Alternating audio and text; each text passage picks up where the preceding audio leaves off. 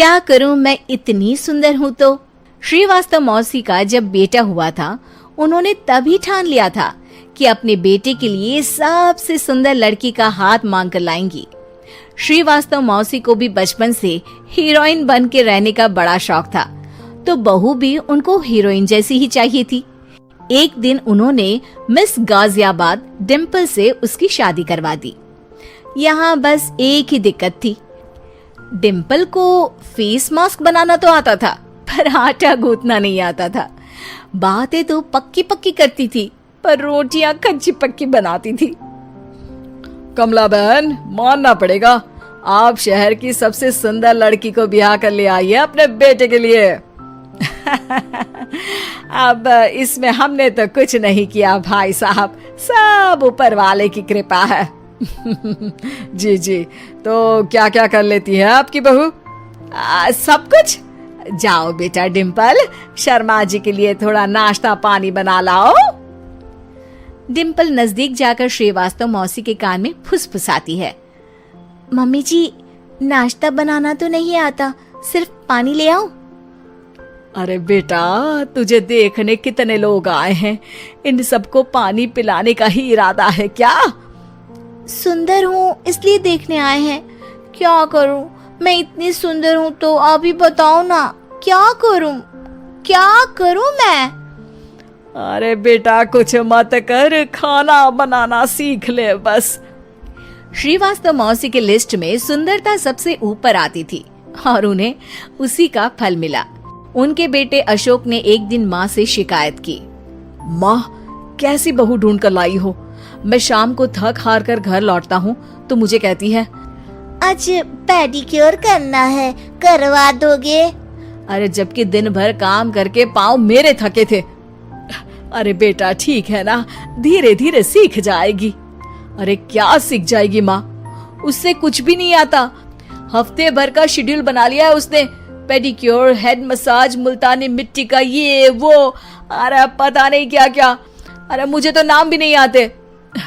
देख बेटा, खाना बनाना, सब्जी काटना, ये सब सीखा जा सकता है, पर सुंदरता नहीं सीखी जा सकती। इतनी सुंदर बहू मिली है, फिर भी तू खुश नहीं है, कैसा बेटा है तू?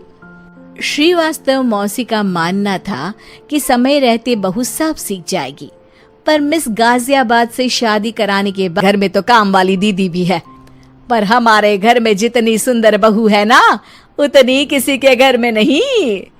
ऐसा श्रीवास्तव मौसी सबको कहती रहती। फिर एक दिन वो हो गया जो नहीं होना चाहिए था, डिम्पल को पिंपल हो गया। डिम्पल घर में छुपी बैठी थी, पर ऐसी खबर छिपती कहाँ है। शर्मा जी घर में अपने बेटे की शादी का न्योता देने आए तो उन्होंने पूछ लिया, अरे आज आपकी बहू नहीं दिख रही? हाँ, वो ना थोड़ा काम में बिजी है, आती ही होगी। और इतने में डिम्पल सही में किसी काम से वहां आ जाती है। बस शर्मा जी की नजर पड़ जाती है डिम्पल के पिंपल पर, जो उन्हें चांद पे दाग जैसा लगता है। पूरे शहर में बात फैल जाती है कि डिम्पल को पिंपल हो गया है। ये दिक्कत काफी गंभीर थी और श्रीवास्तव मौसी को पता था कि अगर ऐसा चलता रहा तो उन्होंने जो हासिल किया था सब मिट्टी में मिल जाएगा। उन्होंने फट से डिम्पल को अपने कमरे में बुलाया। अरे बेटा, शर्मा जी के बेटे की शादी एक हफ्ते में ही है, हमें उससे पहले ही तुझे वापस सुंदर बनाना पड़ेगा। तू बता, तुझे मेकअप के लिए क्या क्या चाहिए?